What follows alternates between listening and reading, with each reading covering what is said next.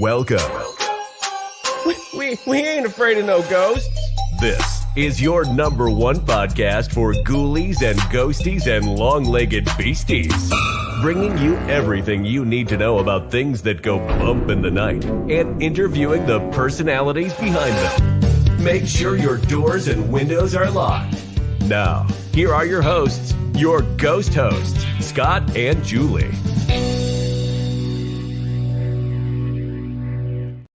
Hello, everyone. Welcome to Paranormal Project. We're glad to be back with you tonight. Hi, Julie. How you doing? Good, Scott. How are you? I'm so excited about tonight's show. Yeah. So what, last weekend?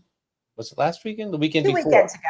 Two weekends ago, we drove to an undisclosed location, which now we can say is no longer undisclosed. We were in Ansonia, Connecticut, and we visited the abandoned, the abandoned Ansonia Opera House. And we have a few people with us tonight, Tommy and Ashley Drevers and Anthony Mullen, who are part of East Coast Paranormal Photography, but they're also involved with the city to help restore the Opera House and bring awareness to it.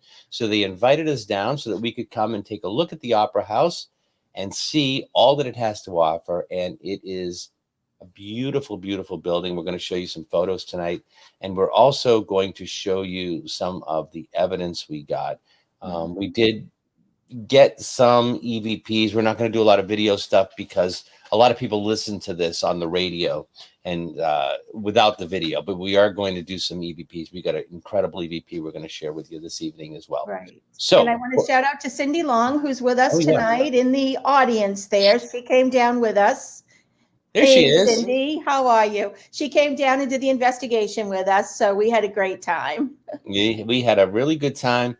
And I want to thank Tommy and Patrick, who were with us that night, and of course Anthony as well, for being our hosts at the Opera House. So there's a lot going on down there. We can't wait to share it with you. So Chanel, I'd like to welcome to the show Tommy, Ashley, and Anthony. There you go. There he is. Anthony's actually in the Opera House.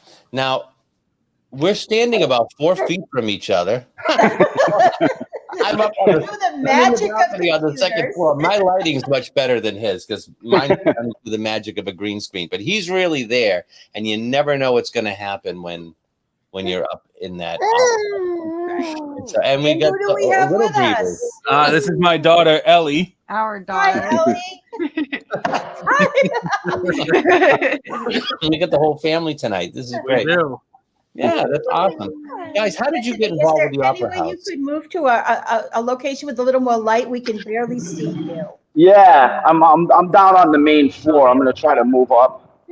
Are you going to go up to the balcony? Dum dum dum. There's a little more light upstairs. I don't know. It might. Is this better? That's much better. Yes, we can see you now. Yes. So Tommy, Anthony, Ashley, how'd you get involved with the Opera House? How did this come about for you?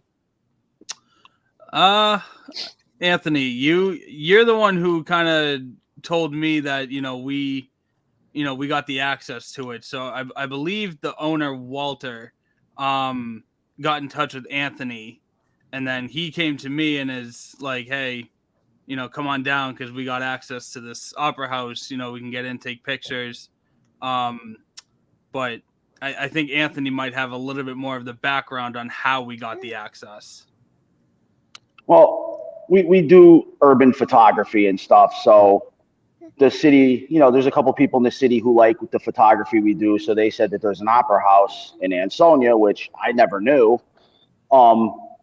So they're like, why don't you take pictures there? So we did. And I posted them in one of the community pages here in Ansonia, and it blew up. Everybody wanted to see this place. Everybody wanted to, so I talked to the owner about, coming in here, cleaning it up a little and trying to do some stuff. And that's how it started. The city sparked interest. So I talked to the mayor and he wanted to do a committee to try to restore it. So that's how we got it. Wow. Have they done anything there? I mean, has it been just, have there been any events there at all? I know it's abandoned, but did I read that they had done something there at one time? we did a photography workshop here recently. That's about really what we can do, you know, paranormal investigations, photo workshops. The city's working to put the windows back in, and it'll be a lot more brighter, and you'll be able to see me better when you do these things.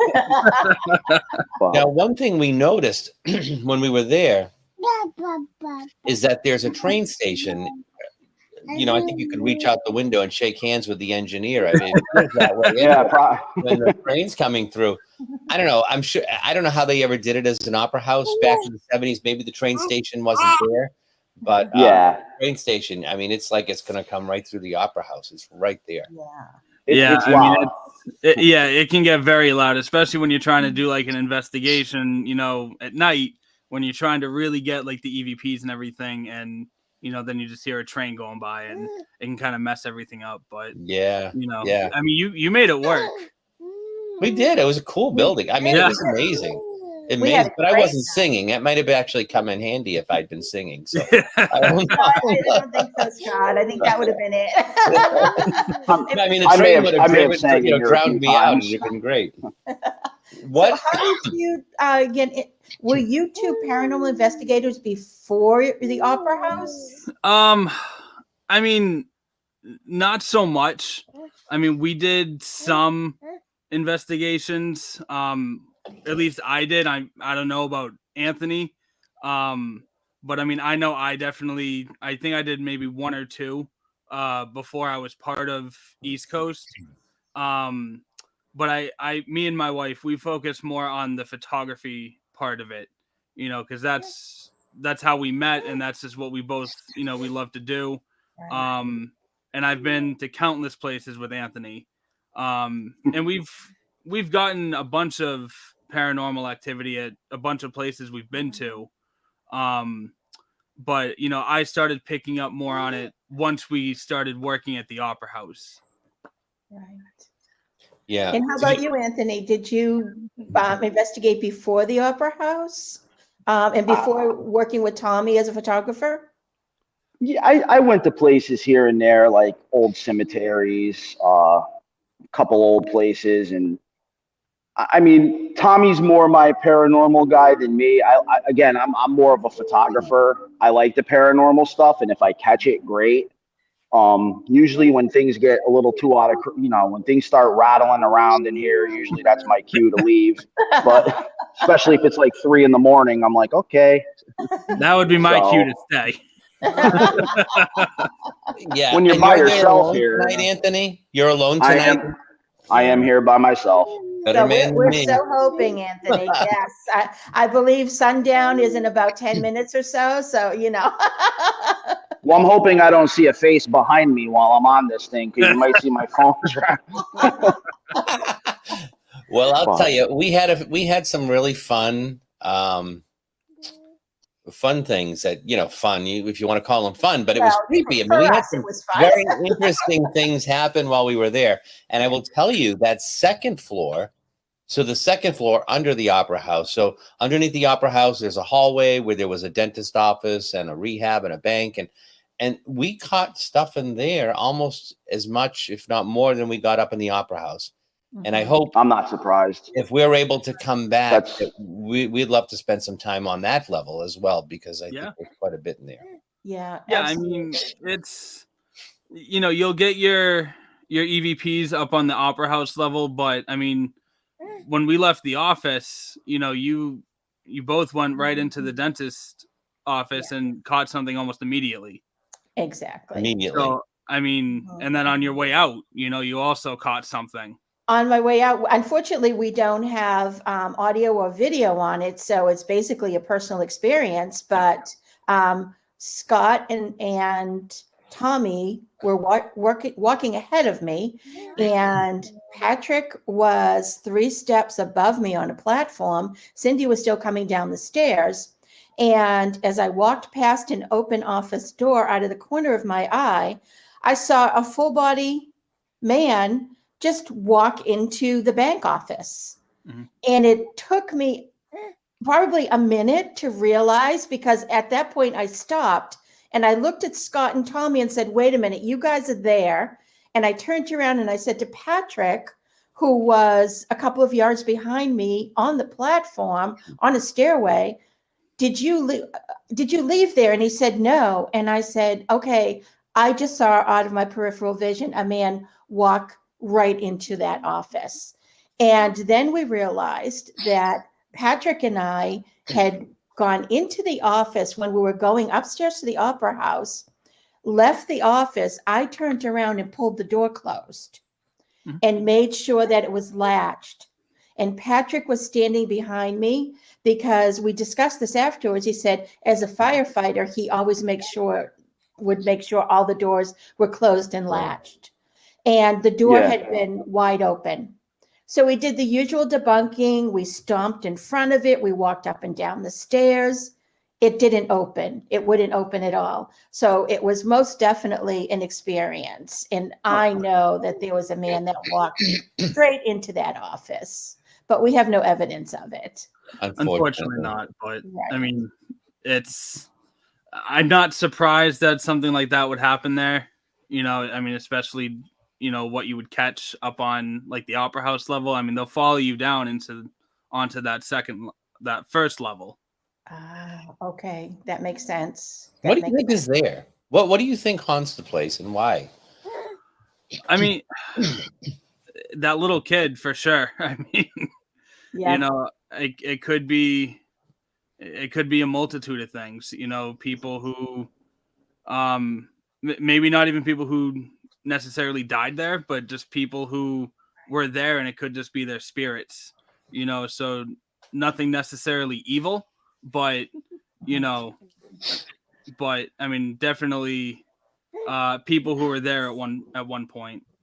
Right. Definitely nothing negative. You know, as people know, I can sense spirit energy, and there was certainly not any negativity in the building at all from spirit when we were in there that night. So I agree with you. Nothing negative. No, I've never had any bad vibes in here, and I'm in here all hours of the night sometimes when I can't sleep, and it's never been an uncomfortable feeling. It's more uneasy when you're not expecting it, and I'm by myself, and you know, I'm listening to music, and I think I see something. I mean, I close all the doors too when I leave here, and somehow one or two are always open when I come back. So so you've had that experience too, then. Okay. Oh yeah. Yeah. All right. Wow. You know, I'd love to show everybody what this place looks like. We have some photos of the Opera House, and I think that'll give people a little bit of a better idea of what we're talking about, because we want to talk about some of the evidence we get on the page and that kind of thing. So, Tommy, these are your photos that you took. They're beautiful photos, and I would love to be able to share them. Do you think maybe you can describe a little bit about what some of these places are in the theater? Sure. Yeah, absolutely. Right. So these are Tommy's photos, and these were actually taken the day you came. Oh, you're kidding. Really? Yeah. So I believe that a bunch of them I sent to you were taken that day. And then I came home, edited them, and then I sent them over to you. So what are these? Were these here? Are these original, these busts that were in the Opera House? So the lady who has a restaurant downstairs, I believe it's called Uptown. She I can't remember what her business was, but she had those mannequins, and she kept them upstairs in the Opera House. I guess the owner would let her do that, and they just stayed up there. And they make for really good pictures, because you know, you can just position them however you want, and you know, you can put them in front of the chairs, you put them on the stage like Anthony has done, and you know, they make for, you know, really good focal points for pictures. Yeah. Now, where is this in the Opera House, right? This is the main floor. Yep. So that is just in front of the stage. There were those couple rows of chairs that were in front of the stage. And this was on the, I believe, the left side of the stage.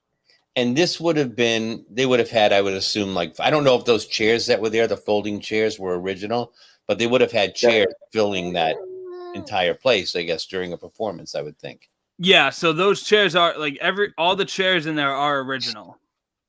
All the chairs are original. Wow. Yep. And there's a bunch more under the stage. Oh, we saw that. Yeah. Yep.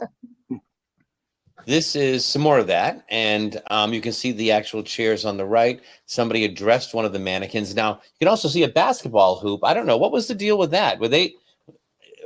Is that yours, Anthony, or what was it? No, I don't know what the basketball. Yeah. They used to have like rec basketball in here at one point before it closed down. Okay.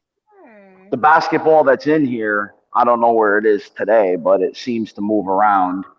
Interesting. Ah, that's When interesting. when the news came here to talk to us, I mentioned the basketball, and I said it always moves, and they said, well, it's a basketball, it probably rolls, and I said, well, go pick that basketball up. It has no air in it, so it's not going to roll. Oh, But yeah. It's amazing they use this place for basketball. roller skating too at one point. Wow. Well, I can see that roller, too. they even had boxing events there. Yep, boxing. Wow. Well, they made use of it, you know. Oh yeah. This is up on the second up on the second level above in the balcony. Yeah, so there's on either side of the Opera House level, there's stairs going upstairs to this level. And all those chairs are again original, and I believe you both looked at the sides of Julie, you didn't go up to this level, did you? We did actually. Oh, you did? Okay. Yes. Yeah, there's like all the detail that's on these chairs is just incredible. Right. They're not very comfortable chairs, though. You go up to that front row and there's no leg room whatsoever. Nothing. I was going to say they're good if you don't have any knees or feet or legs. Yeah. Or anything, because you're right up against the balcony. But it's amazing. Yeah, it is. Yeah, I believe there might have been some mannequins up there at some point for pictures, and it kind of just gives you the sense of, a crowd being in there for a show or something like that. Yeah, absolutely. But it's an incredible spot for pictures. Beautiful. And straight through that door, I guess there's a restroom there, right? That's where the restroom is. And then when you go down the stage, it brings you down the stairs. It brings you onto the stage level. Yep. Beneath. Yep. Yeah. Yeah, and there's only one bathroom in there, so if there were males and females there, you're using the same bathroom.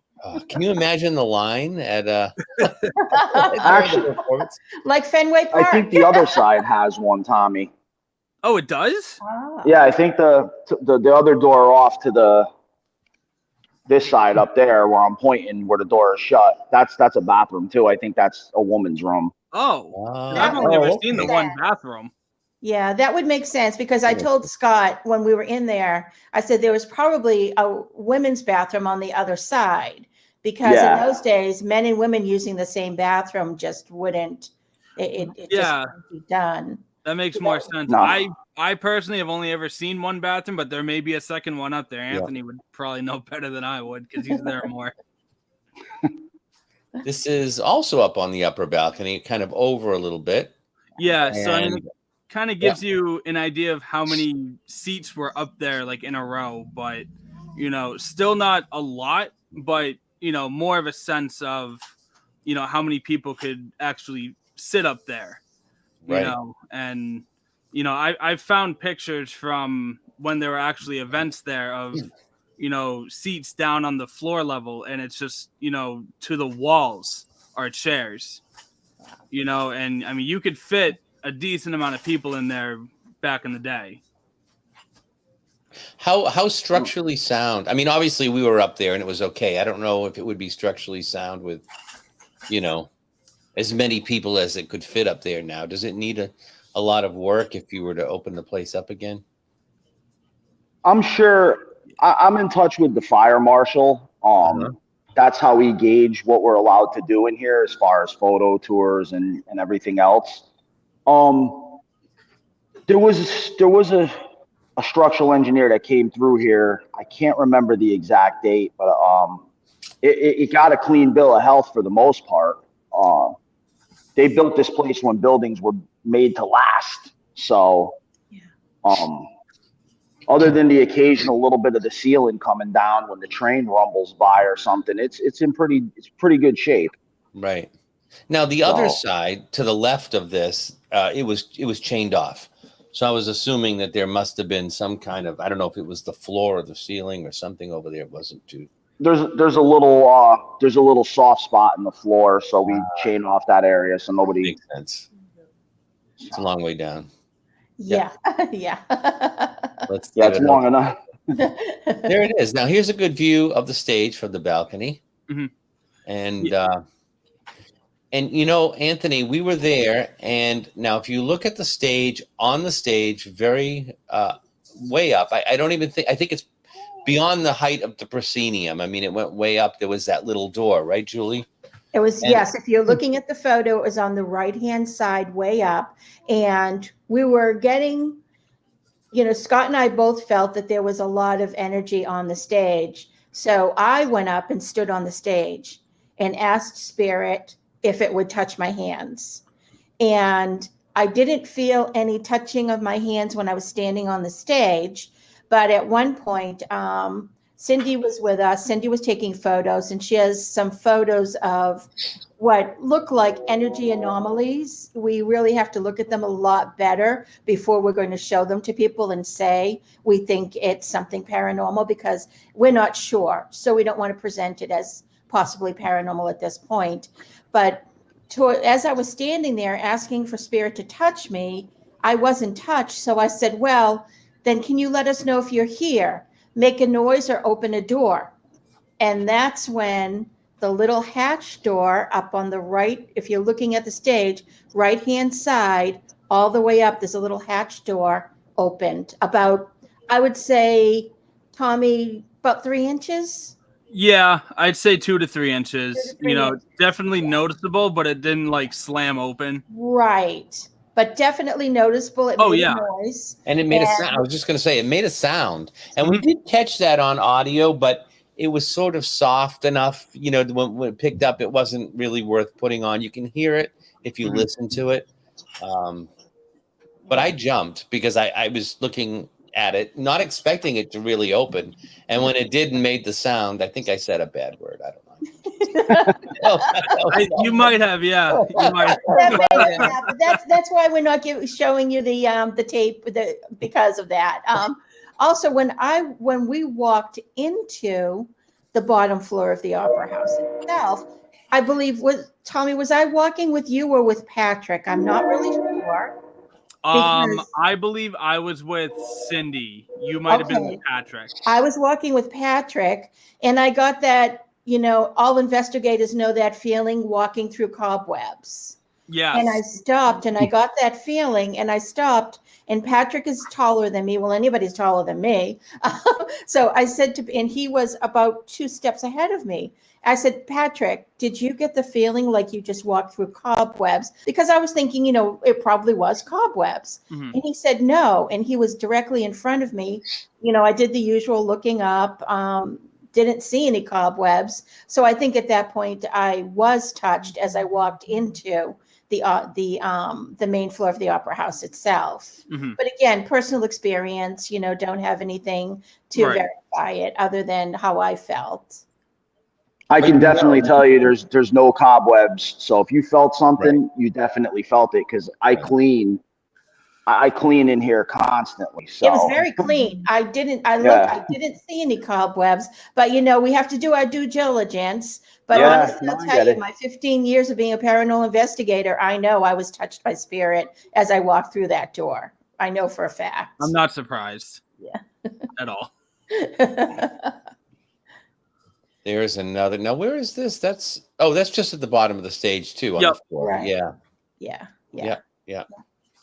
And there it is, the view of the stage from the floor, which is that's a cool pic. I love that. Really photo. beautiful. That's a cool photo. Yeah. Yeah, I've that's actually right behind me right now. Yeah. Right, that's where you are. You can see it. Yeah. Yep. I've actually kind of changed up the editing that I do to make some pictures a little bit brighter. So what I do is I actually learned this from Anthony, is like doing long exposure shots. So when it's as dark as it is in there, you know, I do a long exposure shot. You know, I just set it up on a tripod, and you know, it's able to look like that. You know, kind of like how there's light actually coming in there, right? Or as like it's brighter in there. So I mean, it really helps capture a lot more in the photos that I get. So I have learned actually a lot from Anthony working with him. Yeah, because it was not this bright in there when we were there. There are a couple of lights in the balcony, but it was definitely dark once you were down on this level. The lights definitely help, but you know, when it comes to investigating, I personally prefer it to be a little bit darker. But not completely dark, because if there's like shadows or anything, I still like to catch those. Right. But the darkness kind of just adds to the eeriness of doing an investigation. It does. It's interesting because, this building, I mean, it's been closed. The Opera House has been closed since 1970 or 71. But there are lights because you have lights in your room. You have a safe room on the second floor. And below that, there is a restaurant. And so the building isn't completely abandoned. It's just this upper level, the upper levels that are abandoned. But thanks to, the fact that there are other businesses around, you're able to have lights up in that, which is great. Yeah. Yeah, no, it definitely helps. It just adds a little bit of safety for, us bringing groups in and everything like that. Right. Yeah, we put smoke detectors in here too. We did a fire walkthrough with the fire, because I'm on the fire department in town, so we did a fire walkthrough. We have a lot in play here, so we did a lot of safety stuff before we had big groups in here or anything. Not big, but right. Well, I definitely felt safe when I was in there. It may be a quote abandoned building, but it was clean, and I certainly felt safe walking around. And Tommy and Patrick did say we have a small section up on the balcony cordoned off because of, some softer boards up there, but otherwise feel free to walk around. And we did. We felt very, very safe in there. It wasn't like, we've been to some places where every other footstep, you're kind of tiptoeing. Oh, yeah. Yeah. Well, we know that feeling. Yeah, exactly. But you do what you need to do to get a good shot, Yeah.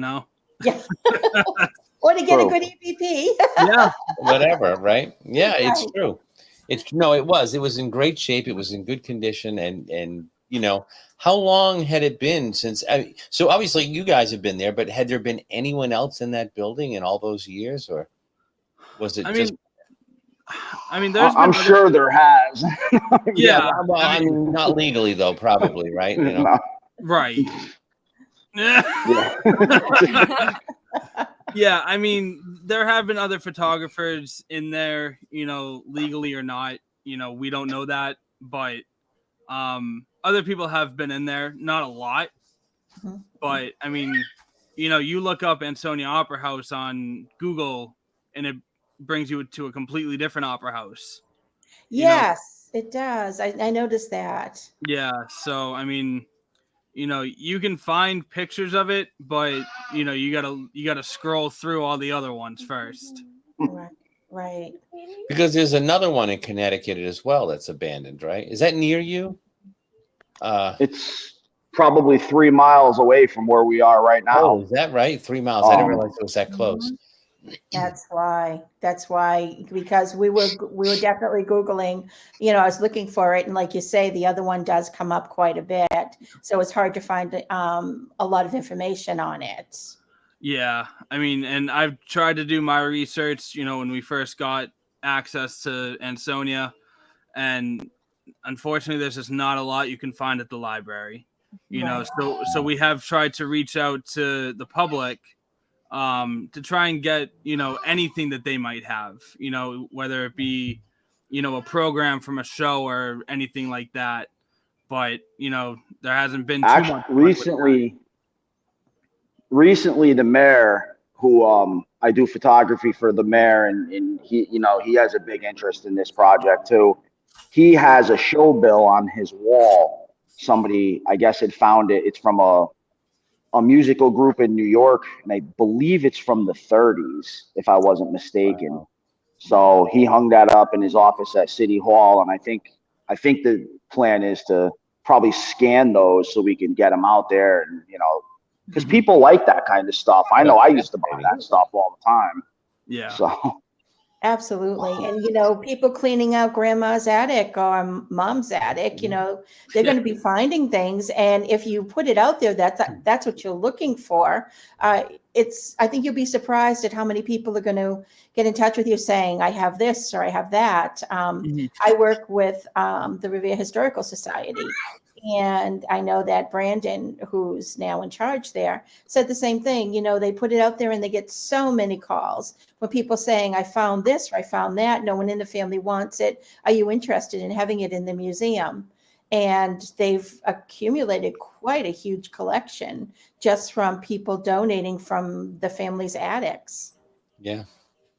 Yeah. I mean, and, whether people actually have stuff or not, we're just trying to do our part and try to get it as restored as we can, and try to get the groups in there that want to come in. And restoration takes a lot of money, and therein comes paranormal investigators who are super interested, not just in the paranormal, but honestly in the restoration of these historic buildings. Because the workmanship, the craftsmanship that go into these buildings, we'll never see that again. Right. And if we lose one of these buildings, it's a great loss. It really is to just the beauty and the history that we could lose.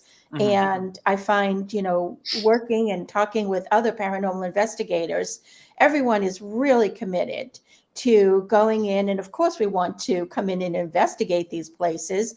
And we're all very willing to pay to do that because we know that the money will go to the restoration. When do you plan on opening, or do you not know yet when you plan to opening it up for investigations? We can do small to, the fire marshal limits us to about 10 a group. Just that way we can keep track of who's here, who's coming, who's going. Yeah.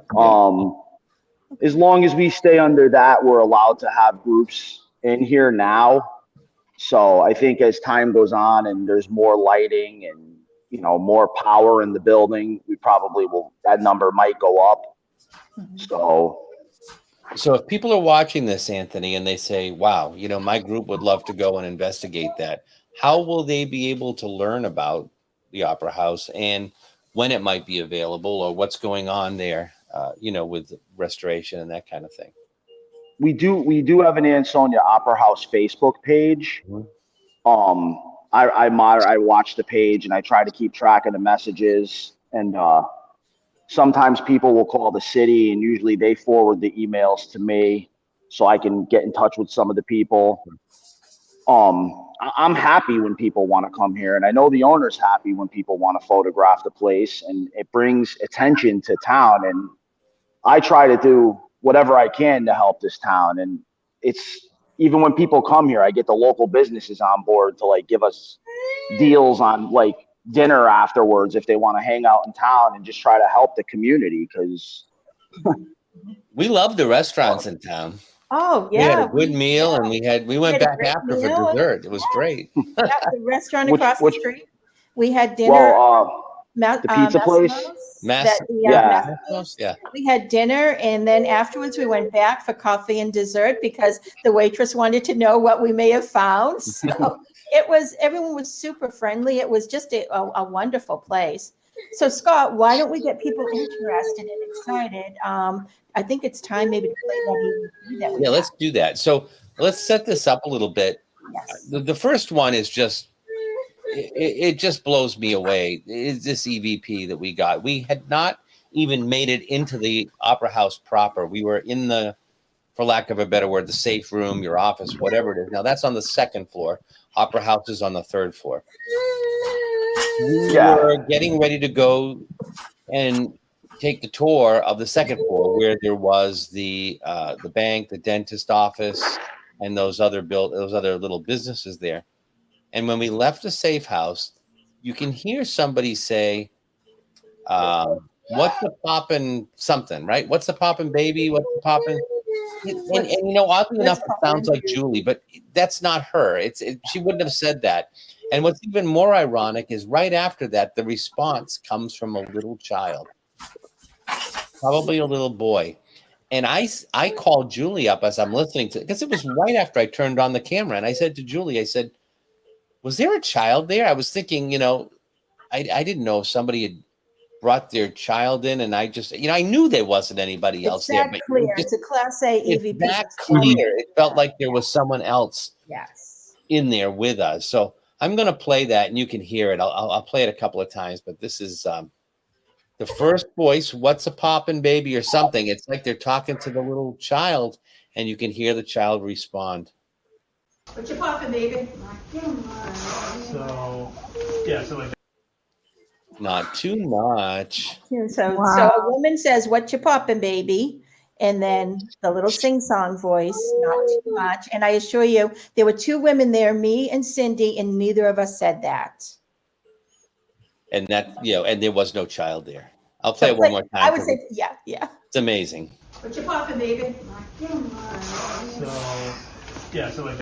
That's insane. Isn't that crazy? Oh, that's awesome. That's you, Tommy, right? Because you said so, because you were just walking out the door. You were starting to give us the tour. Yeah. Exactly. As you were walking out. Exactly. Yes. And then we have another one where I remember turning to Scott saying, "Did you hear a whisper?" And so we have, do we have that second EVP? I do. I've got a couple of them. Now, the next one is the whisper. And this one is not quite as clear. You have to listen, because I think either Tommy or Patrick was talking in the hallway, and you can hear this voice under them. Yes. But you heard it, and you said, "Did you hear it?" And I heard the whisper. Yes, exactly. Yeah, so I'm going to play that. We'll play it a couple of times. Last room on the left here. They said the second floor was actually open. So I'm going to play it again. I think we may have heard Tommy's daughter over that, right where the little whisper was, I think. It's right in there. And it doesn't really sound like a whisper either. We're calling it a whisper, but it's more of like this muffled kind of voice. Muffled voice. Yeah. Last room on the left here. That's it. Yeah. That's it. You can hear the voice talking underneath. And it's a woman talking underneath. And I heard it with my ear. I didn't have any equipment in my ears at all. I heard it, turned to Scott and said, "Did you just hear a whisper?" And he's like, Scott wears hearing aids. He said, "I'm half deaf. I didn't hear anything." And I just kind of dismissed it like, "Oh, I'll go, well, whatever, So that's when he had said, "Oh, I think we've caught that." Yeah. And that doesn't mean we didn't hear it. It just means that I don't hear anything. So I have to listen to it after the fact, which, by the way, one of the weirdest things that happened to me, it actually creeped me out. We were in the Opera House, and now these hearing aids stay on all the time. They're small. They don't move around. They're in my ear. You almost don't even notice them. And I have these headphones on, and I just wear headphones with them. They're big. They come over the top of the ear. Kind of like the ones I got on. Like the ones you have on. It pulled something. The hearing aid came off the back of the ear and pulled out of the ear and sat inside the. Now, I wear headphones all the time. That's never happened. I wasn't fussing with them or fidgeting, but it's almost like something yanked it off my ear and it sat right in the shell of the headphone. Yeah. And that, I think I might have said another bad word. I don't even say bad words, but I said 2 or 3 that day. You had quite the vocabulary that night. Yeah. I don't know what that was. You were from Eastie. I mean, if you don't have that kind of vocabulary when you're doing an investigation, I mean, you're not doing it right. That's right. It's usually just when I'm completely surprised and shocked because I did not expect that. You know what I mean? Or when that door opened, I did not expect that. Not at all. That was pretty cool. That was really cool. I mean, opening on request. That might have been the first time that I've seen that happen. Like in front of me. It's not the first time I've seen it, unfortunately. Have you seen the door open, Anthony? Really? I have. I come in here sometimes, and I mean, I may or may not sing to myself for my audience of mannequins. But sometimes when that door opens, the show's over. But it does open. It opens a lot. I hear you do hear that kid's voice in here a lot. I've gotten used to it now. Yeah. So okay. it doesn't really catch me off guard anymore. I kind of expect it when I'm here. Okay. And you hear it with your So- ears, not on a record. I've gotten used to hearing it with my ears. At first, it was just kind of like I'd catch something out of the side of my eye, almost like somebody was trying to get my attention, and they waved their hand. And if I ignore it now, that's when I start to hear the voice, and it's usually toward the back of the stage in that stairway that comes down to our office there. At that point, sometimes if I ignore it more, it'll make more noise until I actually acknowledge it and come upstairs and just, I'll play music, and then it usually seems to calm it down. And whatever is in here loves music. So Interesting. Interesting. Have you been able to have you come up with a name for the boy? my son, I've tried to have him ask, but he hasn't gotten anything out of it. Try asking for Danny. Danny? I kept getting Danny when I was there that night. As a matter of fact, Tommy, I called you Danny twice. You did. Because it was in my head. I did. Do you remember that? And even Cindy said, you called Tom. I said, I know, because Danny was repeated when I was asking the little voice psychically, what the little boy, what's your name? It was just being repeated to me, Danny. So I would try using the name Danny and see if he responds. Yeah, I mean, when we did our first investigation there, it was very attached to Anthony's son, and it would just constantly say his name. It said my name a few times, but it kept going back to his son. Right. And I believe that D and Derek, yeah. Yeah, that was the same spirit that made me pass out in that little room. Okay. So, and the little room in the back that I walked into, and I heard the voice. Yep. So that door that goes underneath the stage? Yes. So right in there is where I passed out, and I believe it was the same little kid that made me pass out. There's also a woman's spirit in there. Mm-hmm. And I told Cindy and Scott, I'm not sure, Tommy, if I voiced it to you and Patrick. I think I did, because I walked in there and I heard the words clear as day, psychically, my sister died, when I walked into that room. I believe so. And so I think that I voiced that to you guys. And sometimes I just things come and I just say it, because later I say, oh, I should have said that, when we find something out. But that place, that little room is really charged with energy. It's crazy. And then also that back room, kind of in between the two doors to the staircases going back down to that first level. Yes. You got a good amount in that room as well.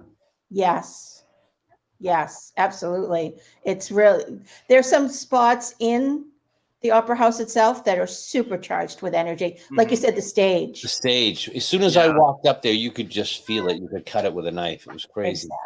Exactly. Yeah, the stage is big for that. Yeah. And what would have been, so when you go off the doors and you can either go up to the bathrooms or you can go down. What's that little area? Was that just a little, where is that, where the performers would be? Do they have a dressing area there or something? Or that would have been my guess. Yeah. I'm not, because I've never seen any sort of dressing room. Right. I can't imagine that door between the across the room from the stage. I can't imagine that one room in the middle was a dressing room. But that would have to be my guess as well, is that those were the dressing rooms. Right. Now, did you tell, I didn't notice this when we were there, but off to the side of the stage, if you're looking at the stage off to the left, was there a staircase here that goes downstairs to your office? I didn't catch that. No. Did you say that? Oh, you didn't. I misunderstood what you said. Okay. I thought there was another staircase you said went down to the office.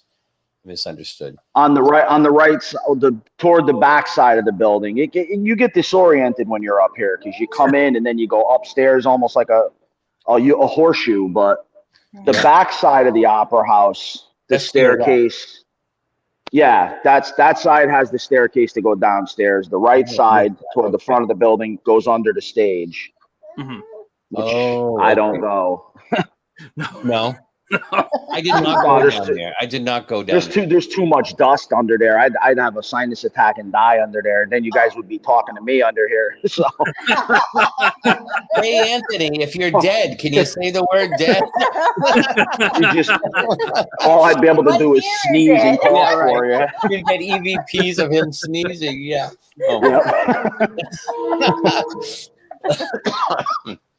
Oh my goodness. yeah, and we didn't even go down there because we came down the stairs from the balcony and went right back onto the stage. So we didn't go down. We wouldn't have seen that staircase then. Right. It goes downstairs. But if you think about it, I don't know what would have been on that second floor back there, but they could have even had their dressing rooms on the second floor. That could have been, and then come up that way into the into the stage, Yeah, I mean, because those rooms down in like that first level are big enough to have a dressing room, right?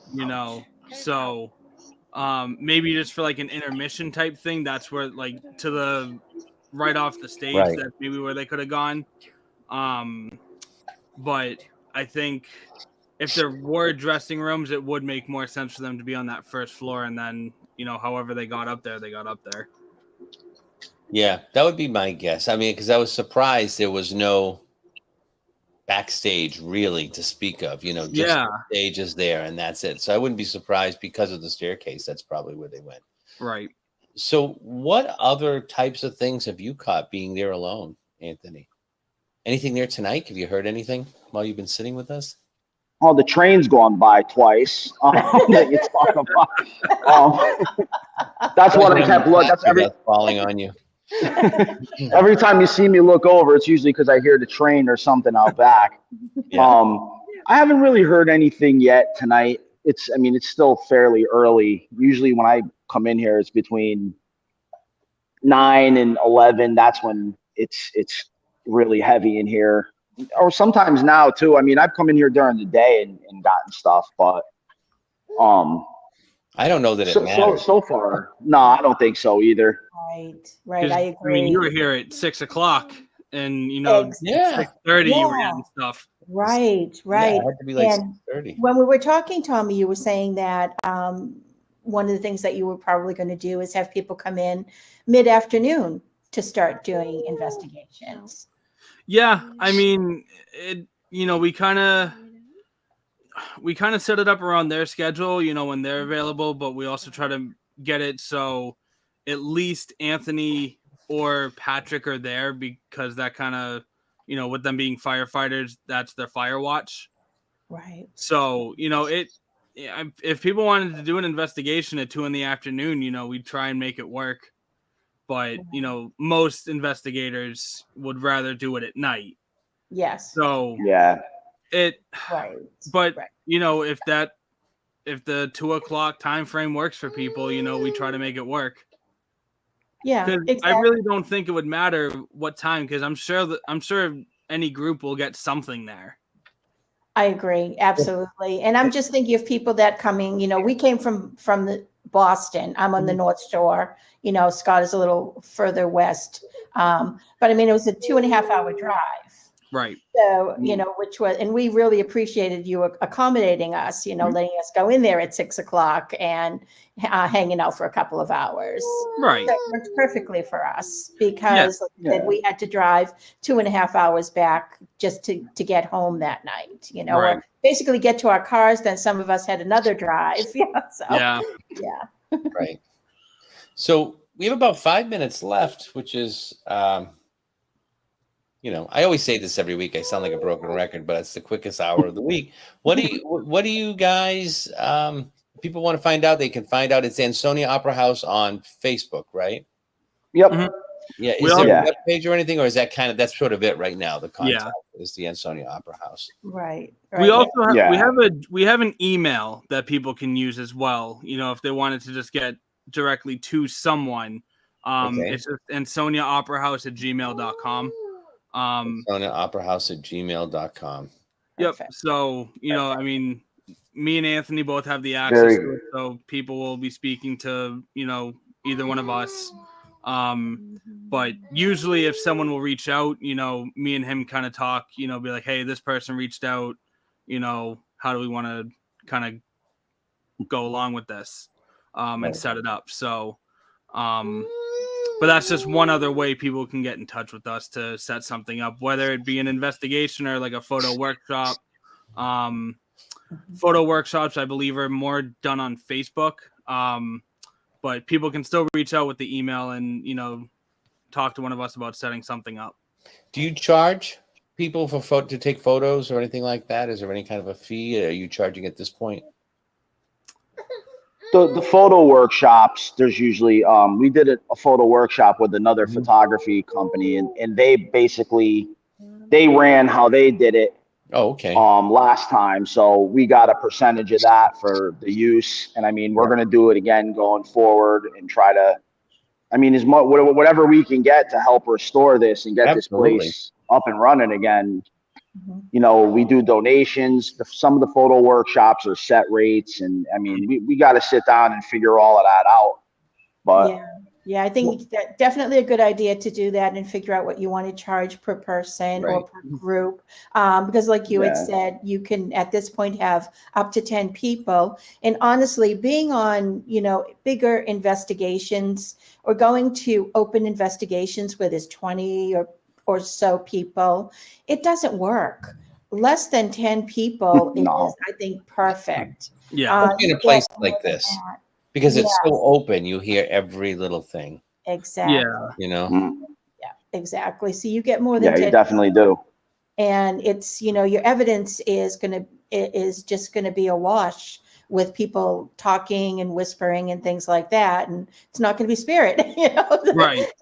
Right. Yeah, So exactly. I think that's a great idea, honestly, to cap it at 10 people. And I know people would most definitely, it would definitely be worth paying to come to investigate, because I would be very surprised if they didn't walk away with credible evidence from the place.